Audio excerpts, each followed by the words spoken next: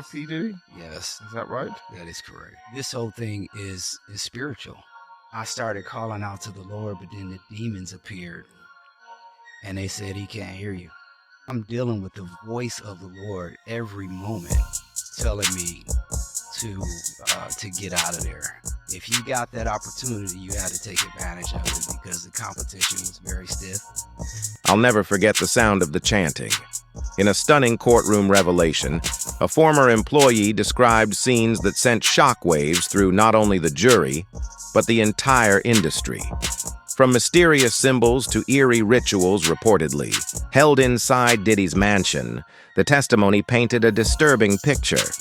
What truly happened behind those opulent walls? Stay with us as we uncover every chilling detail. Dealing with the voice of the Lord every moment telling me to get out of there.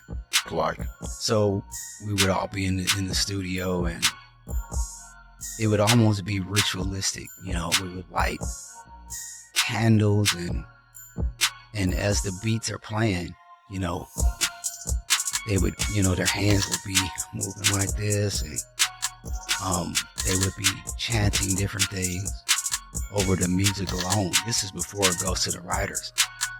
And honestly, I can hear it in my ears like it was just yesterday. Like it was amazing music. And I again, you don't get to those realms without a supernatural aid or a supernatural guide. One thing I experienced is that this whole thing is spiritual. Well, I was with Dirty Money, and I sung background for them when I wasn't a part of Day 26. Mm-hmm. So I was able to be around them, do the album process of them creating Last Year in Paris. And what I witnessed was a sober Sean and a regular Sean. Like when he's regular, he's very cool, very giving. Like it will invite you to dinner. You know what I mean? Feed you around his table. What up, Playboy? What up? Be very excited. Then I saw a high Sean too, which was very dangerous. So that's why I said I feel like he's in jail, and I'm not judging anybody because I think he needs prayer and help, but he's in jail because he's a danger to himself, first of all, and he's a danger to the world right now. And I think there's a lot of people that are scared that didn't come out in the beginning, that are very scared because it's a scary situation. It's not just him that could possibly hurt you. It's people around him that are still close to him that could hurt you, or it's just really deep, man. With Sean. So I would say I think he's in jail right now just for It began with a shaky voice on a popular podcast. An ex-employee who had spent years working deep within Diddy's inner circle sat across from the host, visibly nervous. Their hands trembled slightly as they spoke, choosing each word with care, measured, deliberate, as if each syllable carried weight they weren't ready to unload. "I've struggled with this for a long time," they admitted. "But I can't stay silent anymore." Listeners leaned in. "There were things I saw in that house that still keep me up at night," they murmured. The words lingered in the air, heavy with implication. Though vague, they landed with force, igniting a storm of curiosity and unease. The ex-employee described strange occurrences, whispers echoing through vast, empty halls, chanting in the dead of night, noises that couldn't be explained. "I always told myself it wasn't real, that I imagined it," they said, "but I don't think I did." They spoke of unfamiliar symbols etched into doors and furniture, cryptic markings that felt intentional, though indecipherable.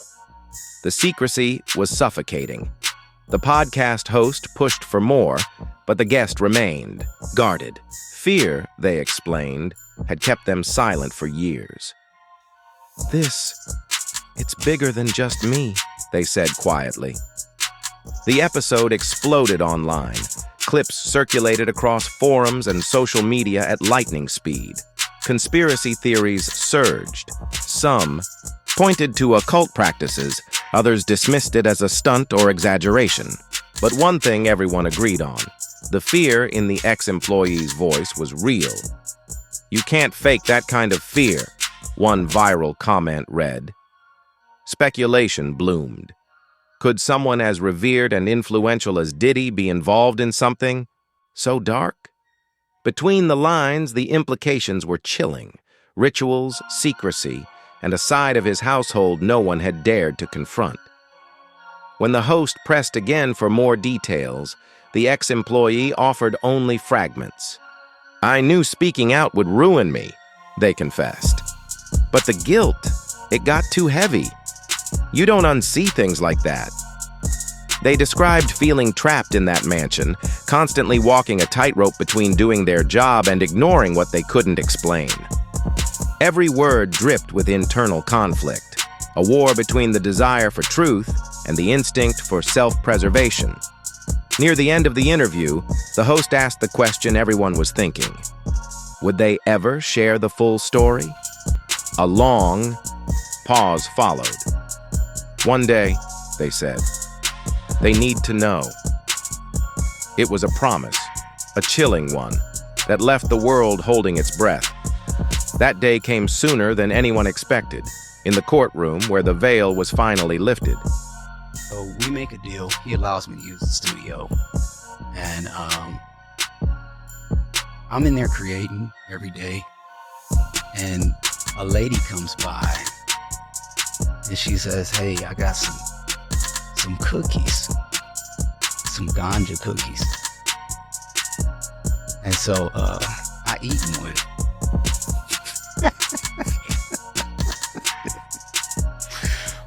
No, I eat one of these cookies and I'm like, man, well, I just sit and I don't feel nothing. So I eat 2. And I eat 3. That's nice cookies. Then I eat 6. Lord have mercy. So after a while, it's like I entered into a red room.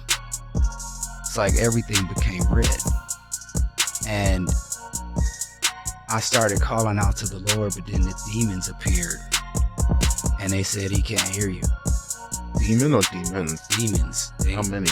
Oh, it was a bunch of them. They all appear and they're talking and they're saying, "He can't hear you." And I said, "The blood of Jesus." They said, "It's not gonna work." They said, "We got you. And now you about to die. And now you go to hell because you disobeyed God. You're going to hell, buddy." And I felt myself going out. See them? I seen them. What do they look like? Some of them, they look like gremlins, and one of them looked like he was like a clown, but with a tiny head and a really big. It was weird. It was the weirdest thing I ever seen. The courtroom fell into a hush as the former employee stepped onto the witness stand. Their voice was steady, but each word carried the weight of what was to come. Jurors leaned forward, the tension thick enough to press against the skin. This was the moment everyone had been waiting for, a first-hand account of what had happened inside Diddy's sprawling estate. The ex-employee began their testimony, describing a night that would forever mark them. They had been asked to deliver something to a part of the mansion most staff instinctively avoided, a heavily restricted wing known only by whispers. No one else had been available that night, so they went. As they pushed open a heavy, ornate door, they entered a room unlike anything they'd ever seen. It felt like another world, they said.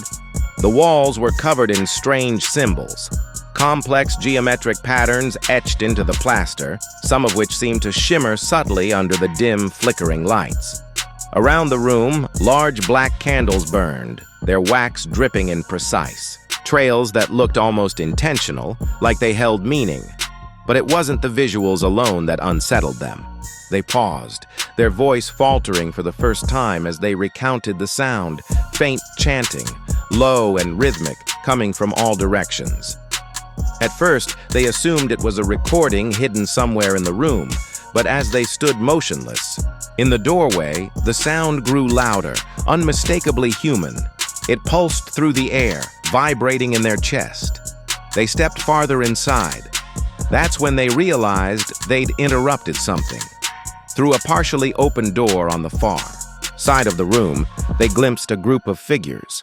Cloaked in dark robes, they stood in a circle.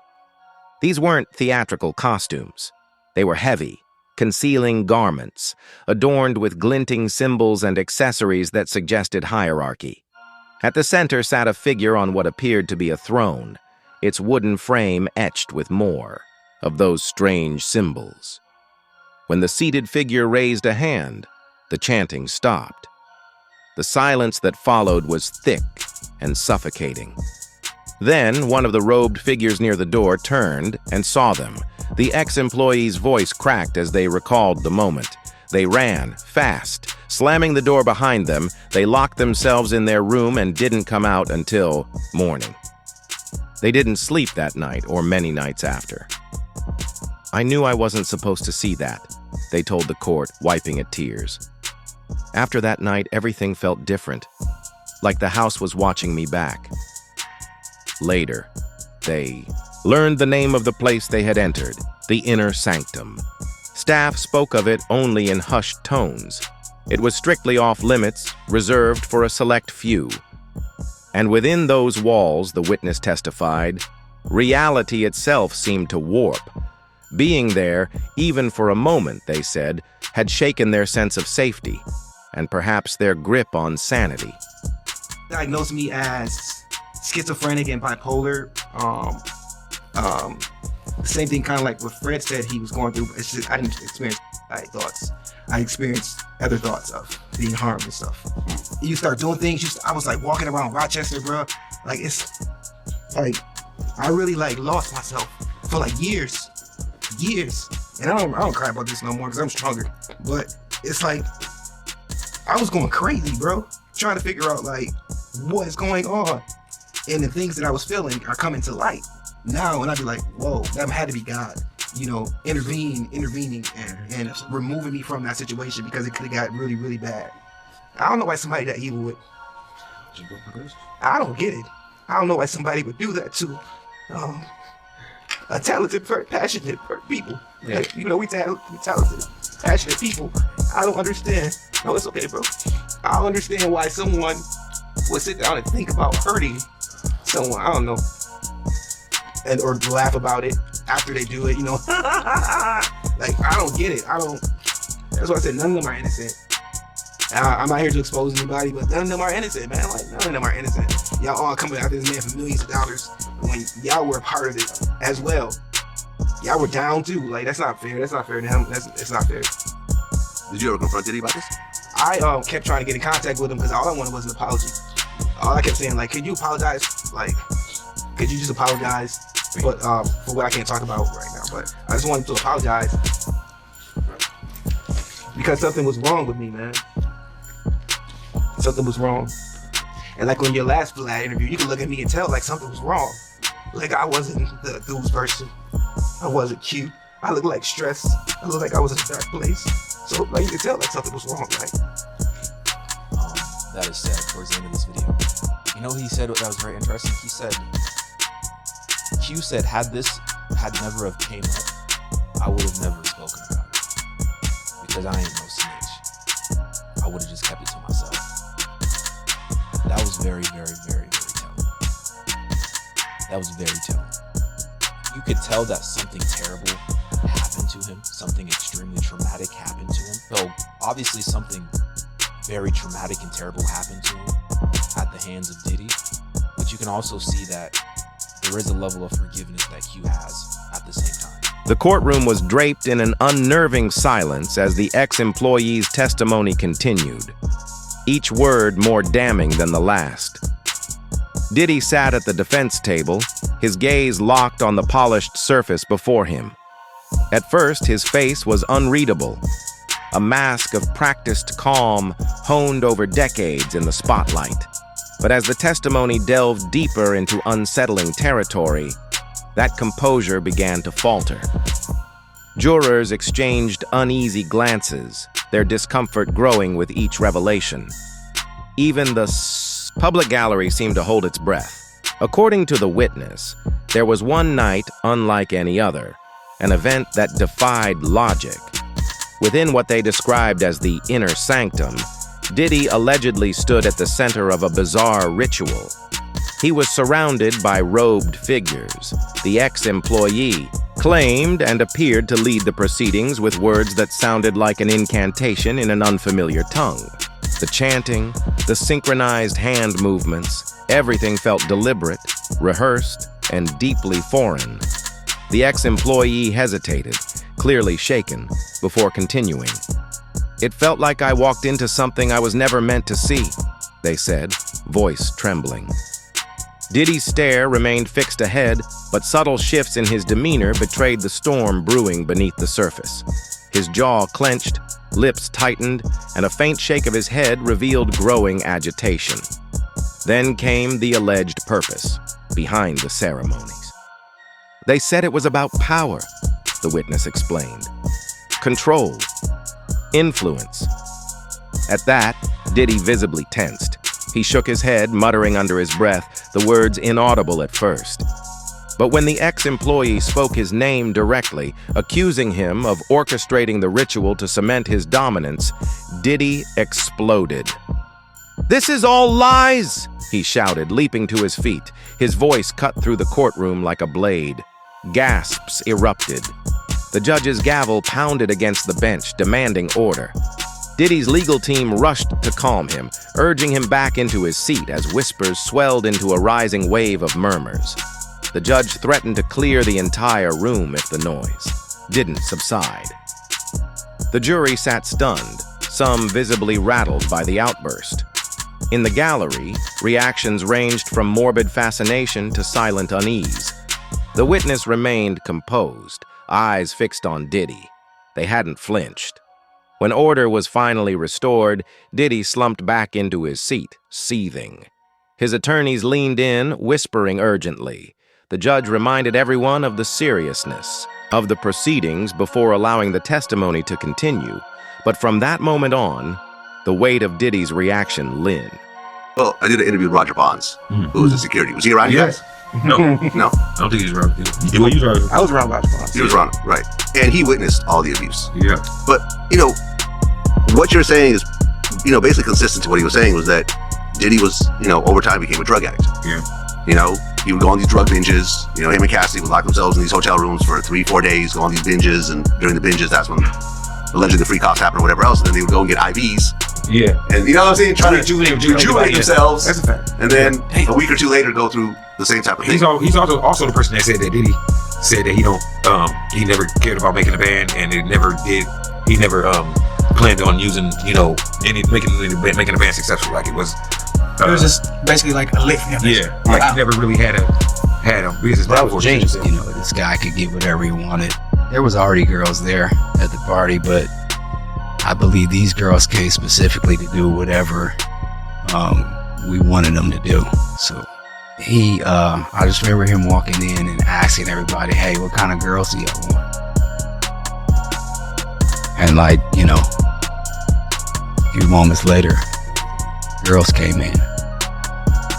And I think somebody said they wanted Puerto Rican girls. And just a bunch of them came in. Where do they come from? I don't know. I didn't have the connections. The chaos in the courtroom following Diddy's explosive outburst had barely calmed when the ripple effect spread far beyond its walls. Media outlets pounced on the story, dissecting the testimony of a former employee, while social media buzzed with speculation and heated debates. One question dominated the conversation. Could any of these allegations actually be proven? This was no longer just about rumors. Investigators were called in to dig deeper into troubling claims involving strange symbols, unexplained rituals, and a mysterious space ominously referred to as the inner sanctum.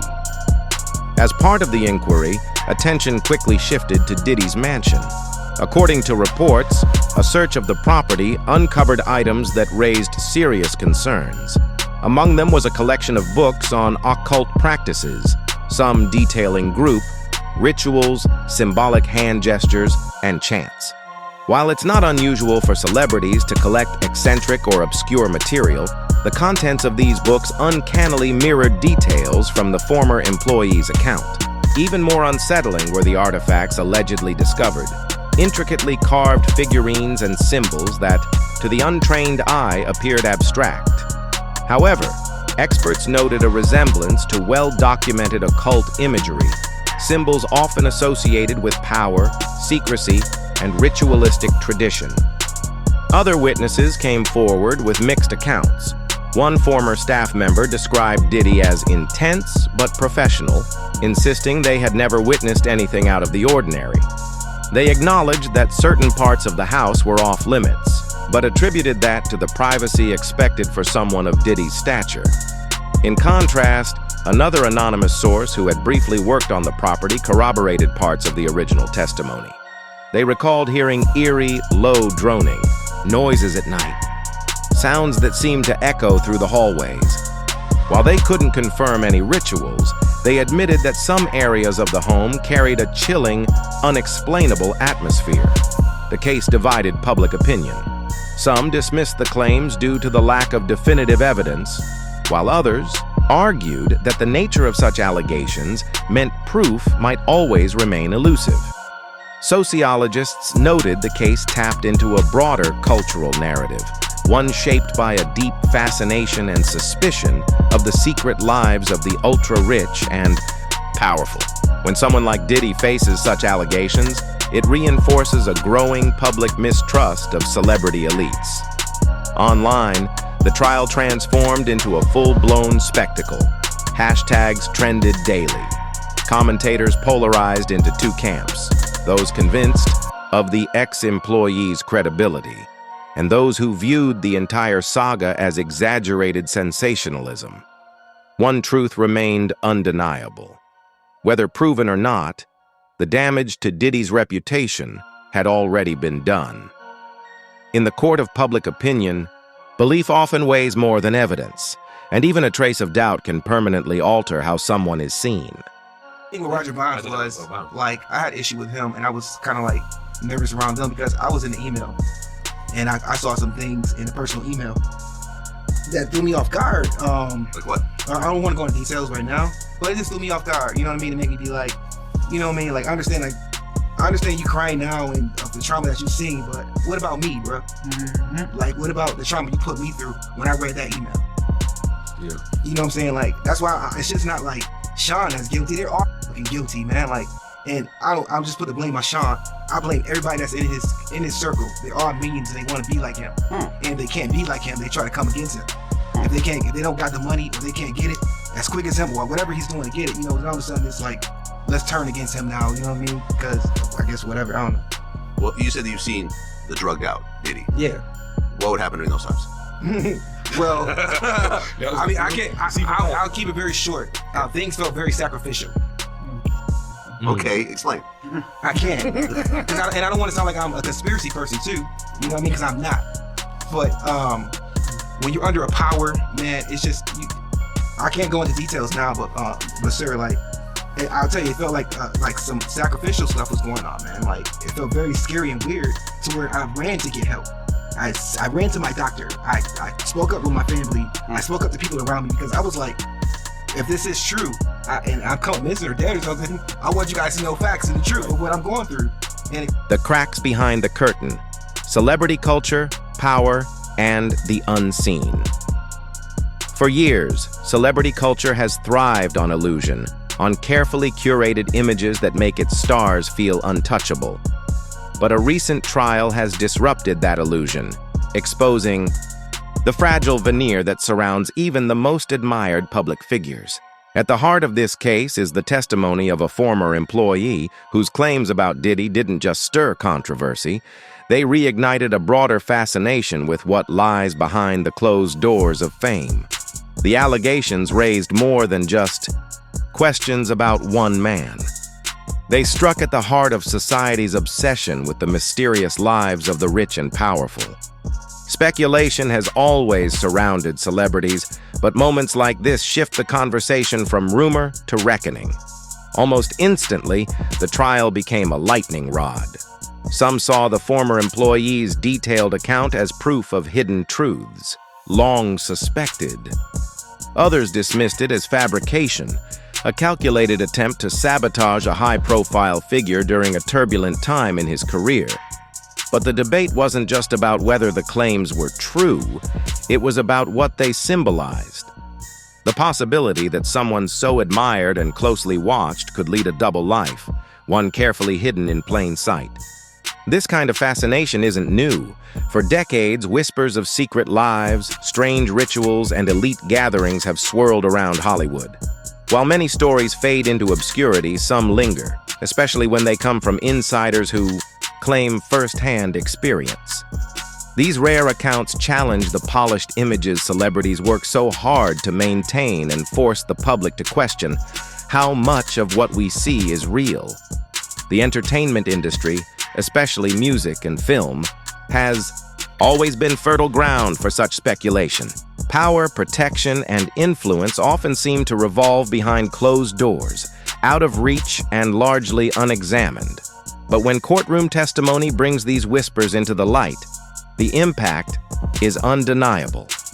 Sociologists argue that part of the public's fixation stems from our complex relationship with power. The elite often appear unknowable, their wealth and privilege placing them in a world few can access. Scandal becomes a way for the public to bridge that gap, to understand, to critique, and sometimes to condemn. These moments don't just humanize celebrities, they also expose a darker possibility that what separates them from us may be more disturbing than we've wanted to admit. This case could be a turning point.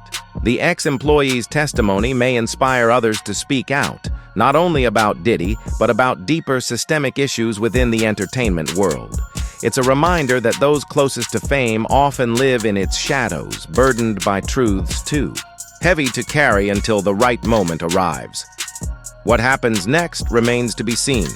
But one thing is clear.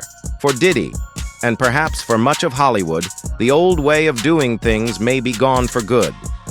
The door has been cracked open, and for many, it feels like it may never fully close again.